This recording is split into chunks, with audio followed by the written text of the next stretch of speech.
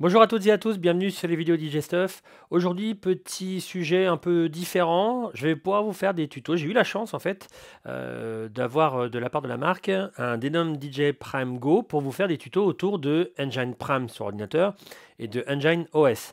Alors pourquoi j'ai plutôt choisi celui-là? Bon, bah, parce qu'il a une partie table de mixage, mais c'est surtout parce que tous les périphériques, que ça soit une SC6000, celui-là ou le Prime 2 ou le Prime 4, ils ont tous en commun un OS pareil. Alors forcément, vous allez avoir les standalone avec des tables de mixage qui auront des petits réglages partie table de mixage. Mais l'ensemble reste quand même pareil au niveau de la gestion des playlists, des morceaux, des hot queues, etc. C'est ce qu'on va voir dans différentes petites vidéos. Il y en aura une première qui va vous parler de l'import et de la gestion des playlists de différents logiciels ou de morceaux sur disque dur ou d'iTunes, etc. Une deuxième vidéo va vous parler de comment régler la grille du morceau, importer, enfin créer des points Q, des loops, etc. La troisième, comment exporter sur la clé, les erreurs à ne pas faire, etc. Voilà. Donc pour le moment, on va s'attarder sur comment importer sur vos différentes librairies si vous veniez de d'autres logiciels comme Traktor, Serato, Recordbox ou même de vos morceaux directement comme moi je peux le faire, vos dossiers sur l'ordinateur. Donc en premier lieu, quand vous ouvrez Engine Prime, absolument, il faut dans les préférences afficher dans les librairies les différentes sources de là où vous aviez vos morceaux. Alors le dossier forcément il va vous le mettre, le dossier d'ailleurs il est là. Voilà, donc ça va vous permettre de naviguer dans votre disque dur. Alors moi j'aime bien faire aussi un peu à l'ancienne, c'est-à-dire que j'affiche les morceaux, j'en prends quelques-uns, je les mets dans le logiciel. Mais en tout cas vous pouvez faire comme vous le souhaitez. Et deuxièmement, il faut par contre afficher, donc non pas en off, sinon vous voyez ils disparaissent là sur le côté gauche, mais en on toutes les intégrations pour tous les logiciels que vous utilisiez avant. Ensuite, il y a deux types, on va dire, de playlists. Après, ça dépend un peu de l'arborescence que vous avez aussi dans votre tête.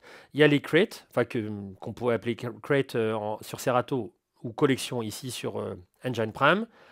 Les playlists, ça peut être deux choses à la fois pareilles, à la fois différentes, dans le sens où moi j'ai déjà vu, je n'utilise pas du tout les collections, les crates, mais j'ai vu certaines personnes classer par style de musique, par exemple dans les playlists, house, funk, disco, tout ce que vous voulez, et plutôt par année ou par type d'événement dans les collections. Donc ça peut être vraiment, mais je vous dis, ça c'est propre à votre cerveau. Ensuite, on a forcément iTunes. Donc là, un petit coup de Update Library et vous allez avoir toutes les playlists que vous avez dans votre iTunes. On a parlé du dossier, bien entendu, enfin du dossier de votre ordinateur. La partie Serato, alors ça va être la plus simple des trois logiciels. C'est-à-dire que là, vous faites un petit Update Library et hop, vous avez les morceaux qu'il y avait dans votre Serato. Ultra simple. Pour Traktor, il va avoir une petite manip à faire. Quand vous allez faire Update Library, il va vous demander où chercher en fait la base de données. Donc là, ça dépend. Alors moi, je sais que j'ai pas effacé mes anciennes versions, mais vous choisissez la dernière que vous utilisez et vous choisissez collection. Et là, hop, il va vous dérouler toutes les playlists, dont la playlist que j'avais fait exprès pour le Prime Go. Pour Recordbox, il va avoir une petite différence. Vous allez devoir aller dans Recordbox, hop, et créer, alors que ce soit la version 5 ou la version 6, on s'en fiche, et vous allez créer en fait une petite base de données qui va les récupérer. Donc vous allez dans File, Export Collection, et là, bon, j'avais fait quelques tests, donc on va mettre, hop, test 3. Selon la grosseur de votre base de données, ça va mettre un petit temps, ou pas. Et ensuite, vous revenez dans Engine Prime, et vous choisissez cette base de données-là. Donc selon la grosseur, ça va être plus ou moins de temps. Et voilà, ça va vous afficher tous vos playlists. Bon, j'ai pas ouvert mon serveur, donc c'est pour ça que j'ai pas mal de sons non analysés. Donc voilà de ce qui est pour l'importation des morceaux. Donc on peut vraiment importer de pas mal de sources différentes.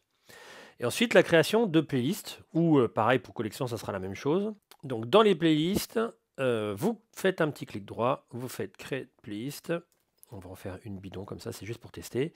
Et donc vous mettez tous les morceaux que vous souhaitez. Donc ça peut être dans les playlists que vous aviez là dans Recordbox, tout ça. Ça peut être même dans d'autres playlists.